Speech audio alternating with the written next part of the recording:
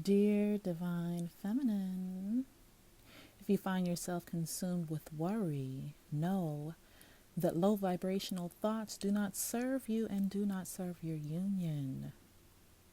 You must release the fear, release the thoughts of lack and worry, cut loose negative thoughts. Let go of stressing over negative outcomes and potentialities. The what ifs. What if this happens? What if that happens? Why didn't this happen? What's going to happen next? You have to let it go, my dear. Replace the false narratives and limiting beliefs. Some of you are worried about things that you don't even know are actual facts. The worry of it may cause it to become a fact, though, through law of attraction. So you must be mindful of that, to keep your mind steady, so that you are not blowing about in the wind every which aware every single time something doesn't go the way that you would want it to. You must have control over your mind, control over your thoughts. Remove the limiting beliefs that tell you that you don't deserve something, that you can't have it, that something bad is going to happen. You must also obliterate codependency. The neediness does not serve you. The wondering, why did he do this? And why did he do that? Why did he say this? Why didn't he respond the way that I would like him to? It does not serve your union, my dear. It does not serve your union. You must steady yourself. Steady your mind. Steady your thoughts. If you have not created your Twin Flame Trigger Toolkit, I advise you to do so. It is not something that you can put off. It is a requirement. It is a requirement in order to manifest your union. You cannot allow yourself to get carried away. You must train your thoughts. You must manage your thoughts. You see, when we talk about being the divine feminine, right? First, you must understand that in order to be the divine feminine, you must embody feminine energy. Feminine energy primarily is receptive. Do you see now how union escapes you? If you're not in receptive mode, you are not in receptive mode when you're sitting there wondering when he's going to call. You are not in receptive mode. You're chasing him with your energy. You are not in receptive mode when you are sitting there trying to see, oh, is he online? That's not receptive mode. That's chasing. And chasing is masculine, right? You try to chase your masculine energy, he is going to retreat each and every single time. Every single time. So the chasing by means of calling, just to check up, just to test the waters, to see what his response is going to be. All of that is so masculine. Feminine energy is receptive, honey. Are you receiving? Are you allowing yourself to be pursued? Are you allowing yourself to be chased? Because divine masculines enjoy the chase. So when I say divine feminine, be the divine feminine so that your divine masculine can be the divine masculine. That is what I mean, to allow him to pursue you and chase you so that you are happily caught. Not the other way around. You can't catch a divine masculine. He will always outrun you. Because divine masculine energy doesn't want to be caught. It wants to capture. You understand? So be the divine feminine. But in order to be the divine feminine, you have to work on your inner masculine. That's the other part that seems to escape a lot of people. In order to have union, sacred union, divine union, you must first have inner union within yourself with your own inner masculine. What does that look like? Taking your own inner masculine energy and cultivating it and using it to accomplish your goals, using your own inner masculine energy and merging it with your divine feminine energy. You see, and I know that, feminine energy, masculine energy, they're just energies. Right now, I am speaking to divine feminines that have the physicality of femininity, right? I don't want to offend anyone, right? But I can only coach from my experience, and my experience is in the 3D physicality of being, this is the body that I was born into, right? And this is not to discount anyone else's experiences, but I can't teach what I haven't experienced. You understand? So, as a person who was born into a physically female body, who embodies divine feminine energy, that's my energy template. That's not to say that other people can't be born in different types of bodies and still embody the divine feminine energy. But in this moment and in this time, I am speaking to women that have similar experiences as my own. That is who I work with. That is who I coach. If what I am saying translates to anyone else and is helpful or beneficial to anyone else, that is beautiful, and I'm happy for it. So I say all that to say, as a woman born into a female body, my feminine energy is externalized, right? I have boobs, I have hips, I have a woman's body, My feminine energy, you can see my feminine form, and I use my feminine form to bring forth my feminine energy, right? Feminine energy is nurturing, it's comforting, right? As feminines, we take whatever it is that we are given and we make it bigger. We magnify it, right? We have a womb, and in our womb, we can take the seed and magnify it and grow it into a baby, right? That's the physical representation of what feminine energy does. It's the same thing with spiritual things, right? You take within your divine femininity, you take whatever it is that you want to cultivate and grow, and you magnify it and you nurture it and you grow it like a plant, like a baby. You make it bigger and better. Everything you touch turns to gold, divine feminine. But you have to know that. And in order to know, you have to know it. You have to know it. And when you're sitting out here and you're worried about this and you're worried about that, you're not turning anything into gold. You're not magnifying. In fact, what you are doing is magnifying the negativity, magnifying the separation, magnifying the sadness. You're literally cultivating depression and sadness. You can't live like that, honey. You certainly can't have union in that energy. You can't even have inner union in that energy. And inner union has to come first before the outer union. It has to. It is a requirement. Otherwise, you will trigger each other and you'll go right back into separation every single time. I've seen people on the cycle, stuck in the cycle for decades upon decades upon decades upon decades. You have to cultivate your own inner union first. How do you cultivate your own inner union first? Through the self-healing, through the reparenting, through the reframing of limiting beliefs. You have to literally manifest it, but you cannot just manifest it by just doing affirmations. Oh no, honey. You got to look in them shadows. That's what the dark night of the soul is, right? Because see, when you're going about your business and you're trying to live your day-to-day life, you're not focused inward. The dark night of the soul comes to snatch the rug from underneath your feet, to force you to look at what it is that needs to be healed. You cannot escape it.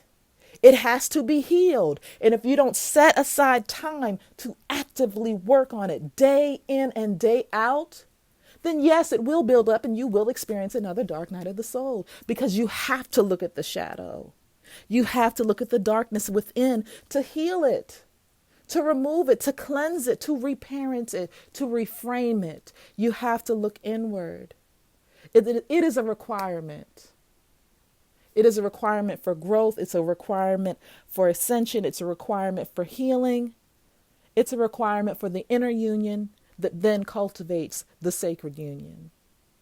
You can't escape it. But if you try to escape it, then it's a cycle. And I don't want anyone to have to go through the cycle. So force yourself to look at the shadow. Take each and every single one of your limiting beliefs that little voice in the back of your head feeds to you, that tells you you can't do it, you won't do it, you know, he don't love you. You just imagined it. You ain't no twin flame. You thought you were a twin flame. You're not. You're just a crazy person. All those little niggling thoughts that are in the back of your head, you have to destroy them, honey. Nobody can do it for you. You can get reading after reading after reading, and I'm happy to provide them for you if you desire it. But at the end of the day, the reading is just to provide you with the confirmation to take the next step. The reading is not to sustain you. It's not to sustain your existence. So if you've become attached to the reading and I need another reading and what's going to happen next, you're not standing in your own power. You're not standing in your own acceptance of truth. You know in your heart of hearts if you have a twin flame or not. You've been living your life. You've been going through the experiences. You've been seeing all the signs and synchronicities, and yet and still you doubt. And yet and still you doubt. You have to have a knowingness that you know that you know that you know that nobody can convince you otherwise. You have to have faith, right? You can't walk this journey without faith, honey. I'm telling you right now, straight up and down, if you do not have faith, you will crumble. You will crumble. If you do not have faith, you must have faith in the understanding that all that you see has to be real. When you're sent signs and synchronicities, you have to have faith to know that it's not just your imagination. And if you believe that it's your imagination, guess what? Your disbelief. I'm laughing because I've been there. I've been there, honey. If you lack faith, then your disbelief will trip you up every single time. And that's what brings in the fear. Fear comes in because there is a lack of belief that you don't know for sure. You don't know for sure. Now this man done left you. You ain't talked to him in a month, right? But every single time he comes back, everything is lovely. Okay. It might not be lovely forever, but it's lovely for a moment in time until something happens, and then one or both of you are triggered, and then you go your separate ways. Oh, I'm never going to speak to you again. Go on with your life. I don't love you. I don't want you. Yada, yada. And then you end up coming back again. Okay. If you've done this 10 times and it happens the 11th time, why are you crying? You already see the pattern. You already recognize the pattern. I know it hurts, and that's what causes the sadness. But replace the sadness with the knowingness that this is just another step in the journey. That it's just another step. It's just another building block. You have to have faith. You have to have faith. If you don't have faith, you have nothing. You have nothing if you don't have faith. You have to steady your thoughts. You have to be, I don't know if you've seen this movie, but there's an old movie. It's not that old, but maybe some of the younger people might not know of it. But it's called Crouching Tiger, Hidden Dragon. And in it, there is a woman who is a master of the sword, right? She's like a samurai, a ninja. And she goes into this establishment. I'll link it below. She goes into this establishment, and every which aware, there's all these guys that are like 5 times as big as her, that are like challenging her. But she's a master. You understand? They can't touch her. They can't get to her. She's a master. That's how you have to be with your negative thoughts. That's how you have to be with your fears. When they come at you, when the fears come at you and tell you, you're imagining it, he don't want you, it's not meant to be. Yeah, he's your twin flame, but you probably can't have union this lifetime, maybe next lifetime. Oh, maybe this time it's just only about the mission. BS. I call bullcrap. Because see, you would not be in this position. You would not recognize who that person is, know who that person is, see the person, have a connection with the person, feel the connection with the person, have them acknowledge the connection from time to time, right? If it were not for the purpose of union. What type of God would torture you like that? I don't serve a God like that. Maybe some people believe that they do. But the God that I serve is loving. Unconditionally loving, a God of peace and love that would never, ever, ever set someone up for a failure like that. What type of BS would that be? Who would sign up for that mission? No, not having it. So you have to know that you know that you know. You have to be that warrior princess. You can't just only be the princess. You have to be the warrior princess. Not completely. You don't have to walk around in masculine energy all day. But it's just like that yin yang balance. Just take the little dot. Make the dot the masculine. Let the rest be the feminine. But you're going to have to dig your elbows in to the ground and militarily crawl yourself up out of these negative limiting beliefs. It's a requirement. You have to kill the fear. You have to destroy the codependency. You have to be a strong woman. You have to be a strong divine feminine to walk this walk. Honey, you have to be a strong divine feminine. I challenge you to watch that clip of how she obliterates everything that comes her way. That's how you have to be. That's how you have to take your inner masculine and destroy the fears. You have to make your inner masculine the knight in shining armor that rescues you from your own limiting beliefs, your own fears, your own wounds that need to be healed. Save yourself. Save yourself. And then you don't have to worry about the codependency. Then when he shows up, it's just nothing but bliss and joy because see, you already did your inner work. You understand? You have to be like Miss Sophia, talking about all her life she had to fight. That's how you're going to have to kill them negative beliefs. That's how you're going to have to do it. You're going to have to take it just that seriously as if it is a matter of life and death, because it is, because your life is on the line. Maybe not your physical life, but the happiness that you deserve in life is on the line. And it's not even for this person. It's for yourself. It's for you. It's for you. Union is for you. The other person is just the icing on the cake. Do you understand?